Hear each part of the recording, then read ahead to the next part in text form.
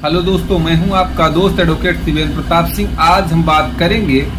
अक्सर लोग ये पूछते हैं, कई सब्सक्राइबर दोस्तों ने मुझसे पूछा कि क्या किसी भी लड़की द्वारा या पीड़िता द्वारा या किसी महिला द्वारा एक बार 376 का मुकदमा करने के बाद उसमें भाई बयान बदलवा के या अपने पक्ष में बयान दिलवा के 164 का बयान अपने पक्ष में दिलवा के इस तरह से किसी भी कारण से किसी भी तौर तरीके से अगर अभियुक्त बेल पे छूट गया हो या पैसा वैसा दे के मामले को रफा दफा कर लिया हो, बाहर सेटलमेंट कर लिया हो और उसमें अपने अनुसार बयान दिलवा दिया हो, एफिडेविट लगा दिया हो, इस तरह से लोग केस को खत्म कर रहे हैं। एक तरह से बाहर समझौता, क्योंकि 376 जैसी धाराओं में समझौता तो है नहीं,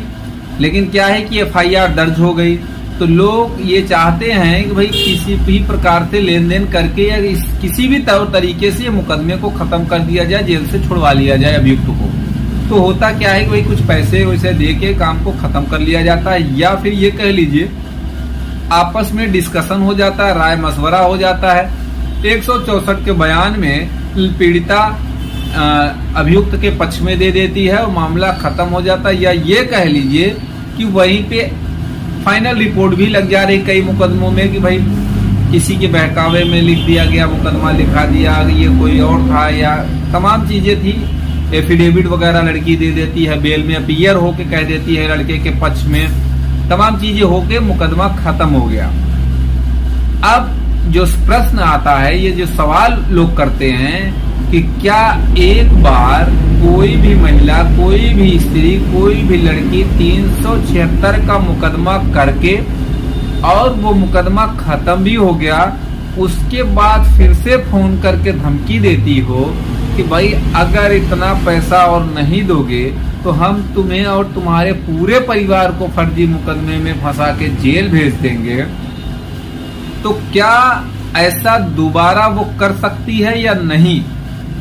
इसका जवाब आप ये समझ लीजिए कि देखिए, करने का तो कोई भी कुछ भी कर सकता है। अगर भाई उससे कोई तालमेल आपने रखा है, रेगुलर बात करी है, तो तमाम चीजें हैं, उसको भी रास्ते हैं फंसा देने के लिए, आपको फंसा भी सकती है। लेकिन अगर एक बार आप किसी तरह से छूट गए हैं, किसी से पिंड छूटा है, ये समझिए पाला पड़ा था वो छूट गया है, तो दोबारा तो उसके चक्कर में पड़ना नहीं चाहिए। दूसरी बात ये कि इन केस अगर वो ऐसा धमकी दे रही है पैसे का दोहन करने के लिए, तो उसमें करिए क्या कि वो कुछ कार्रवाई करे,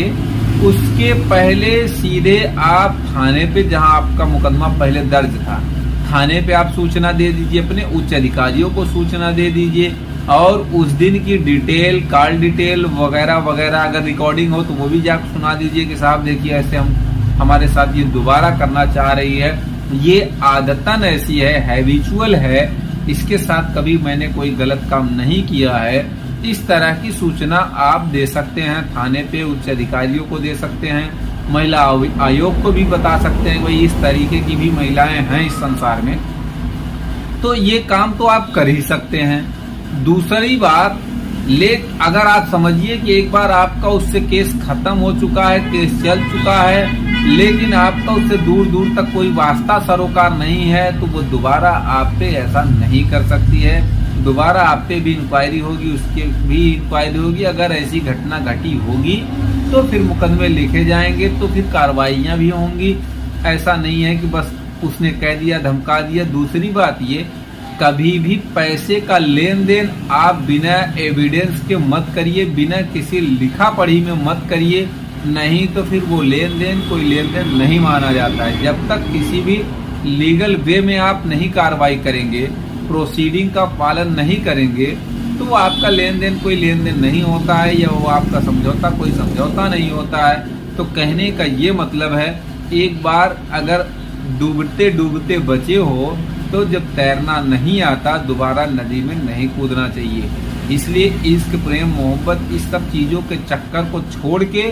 अच्छी जिंदगी जीना है। भाई वो तौर तरीका है, किसी के साथ न गलत करो तो तुम्हारे साथ कोई गलत नहीं करेगा। और एक चीज, अगर किसी भी व्यक्ति द्वारा जबरन तुम्हें फंसाने की नियत से ये सब मुकदमे किए जा रहे हैं, तो फिर आप सावधान रहिए। मोबाइल अलर्ट रखिए, फोन से धमकी दी गई, व्हाट्सएप पे धमकी दी गई, फेसबुक पे धमकी दी, किस तरह से आपको ये फर्जी मुकदमे में फंसाने की बात कही गई है, वो बातें आप अपना पक्ष रख सकते हैं, उच्च अधिकारियों को भी रख सकते हैं। तो हो सकता है कि आप भारी मुसीबत से आराम से बच सकते हो। अन्यथा कोई भी मुसीबत बताकर नहीं आती है, कब आप पे गिर जाए फिर कुछ नहीं कहा जा सकता। लेकिन अगर इस तरीके से कोई कार्रवाई करना चाह रहा हो, गलत फर्जी मुकदमा लिखाना चाह रहा हो, तो फिर उसको भी आप सजा दिलवाइए। उस कोर्ट की कॉपी भी आप लगा दीजिए जब एप्लीकेशन आप दीजिए कि साहब देखिए इसने इस समय पहले या इतने समय पहले इस दिन तारीख को हमारे खिलाफ फर्जी मुकदमा किया था, उसमें बयान दिया था, वो मुकदमा डिस्पोज हो गया है, वो मुकदमा इसके बयान के अकॉर्डिंग खत्म हो गया, फाइनल रिपोर्ट लग गई या गवाही में खत्म हो गया, जैसा भी खत्म हुआ हो, उन सब बातों का डिस्कशन आप जरूर कर लीजिए। उम्मीद करता हूँ, आशा करता हूँ आज की जानकारी आपको पसंद आई होगी। अगर जानकारी पसंद आई तो वीडियो को लाइक करिए, शेयर करिए। YouTube चैनल SP 72 कानून प्रयागराज को जरूर सब्सक्राइब